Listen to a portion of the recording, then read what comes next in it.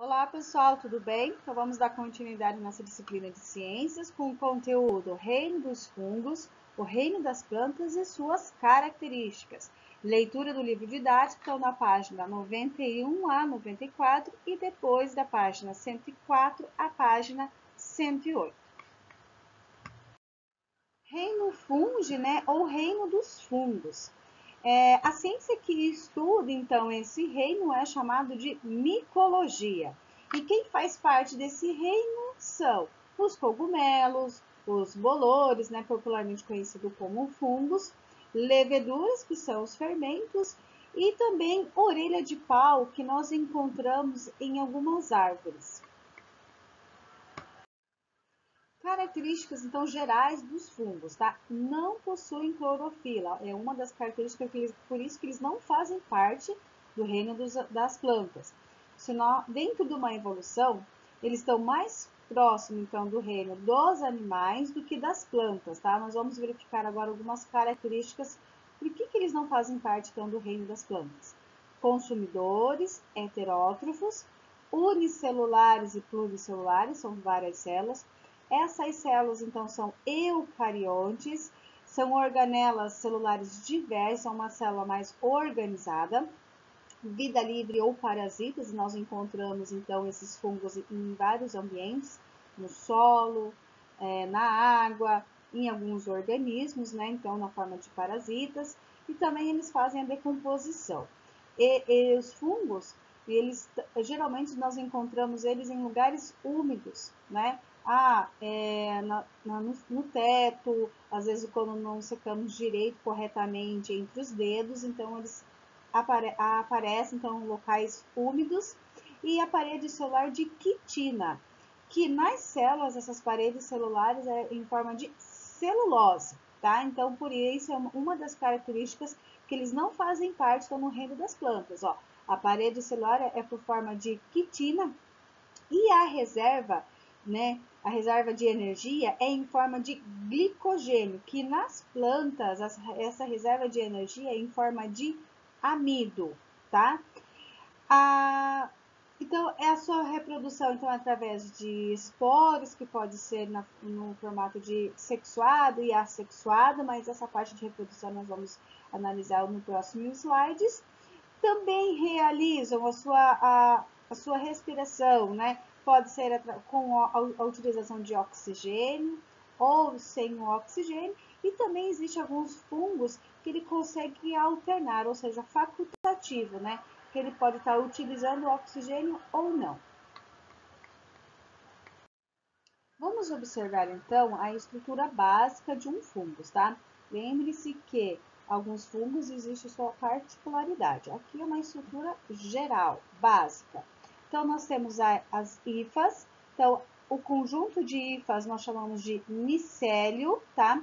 Então, esse micélio é chamado de micélio vegetativo, e essa parte, também chamada de corpo frutífero, é chamado de micélio reprodutivo.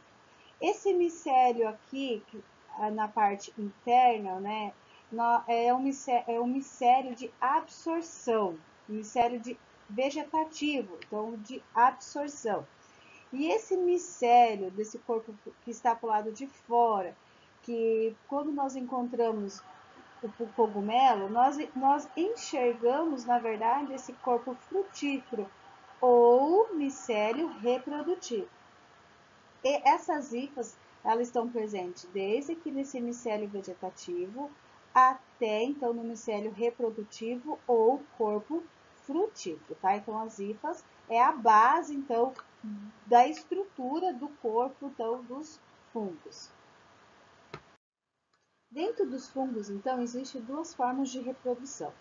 A forma assexuada, que são para os fungos unicelulares, que ele faz, então, essa reprodução assexuada em forma de brotamento, e temos a forma sexuada, tá? Aqui está um exemplo, então, de sexuada, que é a liberação, então, das células reprodutivas, os esporos, pelo corpo frutífero, tá? Então, ele libera o micélio reprodutivo. Então, ele vai liberar essas células reprodutoras, vai cair, então, no ambiente, e vai começar a se desenvolver, vai começar a crescer. A formação de hifas, a fusão dessas hifas, né, vai ocorrer então esse desenvolvimento e o conjunto dessas hifas, lembre-se que nós chamamos de micélio. Esse micélio então vai se ramificar, vai se desenvolver, a formação então do corpo frutífero, né, de frutificação, a formação e esse fungo então vai se desenvolver até chegar na forma madura, adulto e começar novamente a reprodução. Alimentação dos fungos. Então, os fungos são heterótrofos, ou seja, eles não fabricam o seu próprio alimento. E a digestão deles é extracorpórea, ou seja, é fora da célula, né? Fora da estrutura. Como que ocorre, então? Vamos imaginar uma laranja, né? Aí você deixou um tempo lá, de repente você olha, há uma formação de fungos. Então, como que ocorreu isso? O micélio vegetativo, que é essa estrutura que está mais interna, ela lança enzimas nessa laranja e depois ela vai absorver esses nutrientes, tá? Então, o micélio vegetativo, que é a parte da absorção, então ele vai lá, lança as enzimas e depois ele vai absorver então esses nutrientes e distribui então para todo o corpo do fungo. A importância então dos fungos, né? Os fungos nós utilizamos então para a nossa alimentação. Lembre-se que não é todos os fungos que podem ser consumidos, tá? Existem alguns fungos venenosos que está representado nessa imagem, então são fungos venenosos, existem alguns fungos alucinógenos, então nós utilizamos em nossa alimentação, também na produção de pães, bebidas, queijos, antibióticos, um exemplo é a penicilina, pode atacar, né, a agricultura, são consideradas pragas agrícolas, saúde pública, algumas doenças e também no controle biológico. Reino das plantas. Agora nós vamos estudar como a classificação dessas plantas, as suas características. Característica das plantas. Então, aqui nós temos os tecidos, vasos condutores, sementes, flor e fruto. Então, se nós observarmos, nós estamos verificando aqui, então, uma escala evolutiva dessas plantas.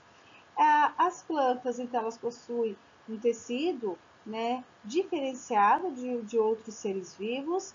Algumas plantas vão apresentar vasos condutores, outras não. A presença de semente e flor e fruto.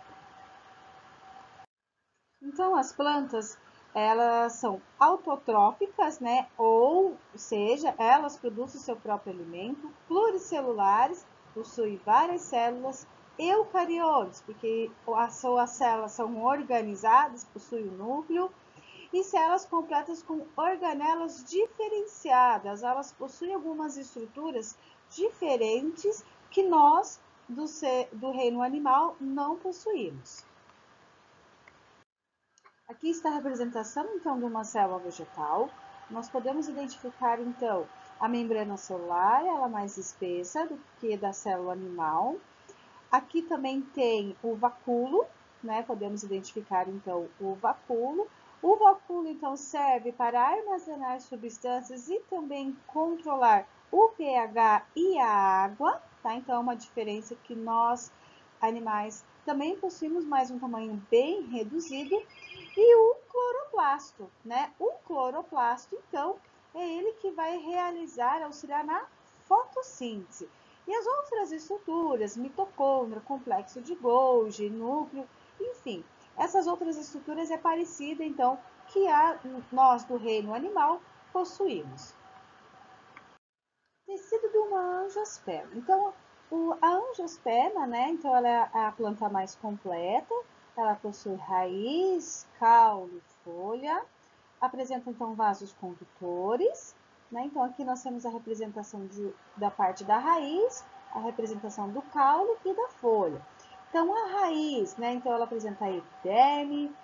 Essa parte aqui do meio em cinza né, é o tecido de preenchimento e também os vasos condutores, o xilema e o floema. O xilema, então, é o que vai conduzir a seiva elaborada ou orgânica, né? Então, após a fotossíntese, então ela vai distribuir essa seiva para toda a planta, então da folha até a raiz. E o floema, ele vai distribuir, então, essa seiva bruta, que nós chamamos, né? Que é a água e sais minerais da raiz para a folha. Então, realiza a fotossíntese, então essa seiva acaba se transformando em elaborada ou orgânica, tá? Dentro da classificação das plantas, nós temos 4 classificações: as briófitas, pteridófitas, gimnosperma e angiospermas, tá? E dentro dessa classificação, a planta mais desenvolvida, ou seja, que apresenta todos os organismos mais completa, é a angiosperma, porque ela apresenta raiz, caule, folha, vasos condutores, semente, flor e fruto. Tá bom, pessoal? Então, até a próxima aula. Tchau, tchau!